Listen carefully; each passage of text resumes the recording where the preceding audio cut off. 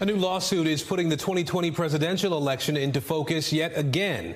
Two members of the Electoral College from Wisconsin have filed a lawsuit against 10 Republicans. Those Republicans claim they were actually the rightful electors in 2020.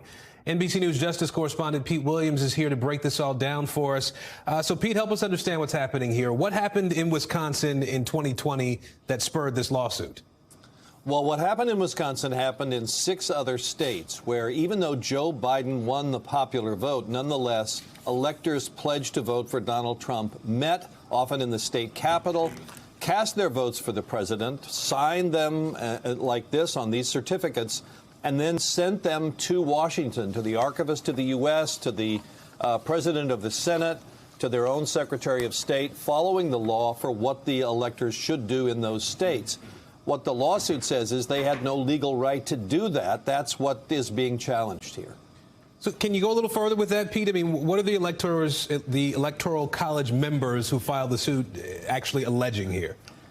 So the lawsuit is being filed by 2 of the actual presidential electors, you know, under their, as I think everybody understands now after the last election, when you go to the ballot and you vote for president, you're not actually voting for Joe Biden or Donald Trump. You're voting for a slate of electors pledged to support those who then meet in what we call the Electoral College in December and cast the actual vote for president that's then counted before, now we know, notoriously, a joint session of Congress in January.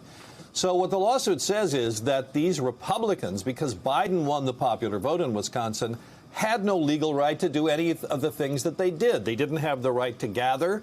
They didn't have the right to vote. They didn't have the right to send in their votes purporting to be the actual vote for president. Now, in 2 of those 7 states, one of them, by the way, not Wisconsin, when these slates were sent in, there was a disclaimer on them that said, we're doing this in case there's litigation that throws out the popular vote. In that case, count these votes as the votes for president. What the goal was, according to the January 6th Commission and some subsequent work, was that the president would try to encourage Mike Pence, when the votes were being counted in January before a joint session of Congress, not to count the Biden votes, but instead to count these votes for Trump. But of course, that didn't happen. But that's what the lawsuit says. It says that this was violated state law, violated federal law, and they wanted order from the judge saying this was wrong and that can't do it again. Thanks for watching our YouTube channel. Follow today's top stories and breaking news by downloading the NBC News app.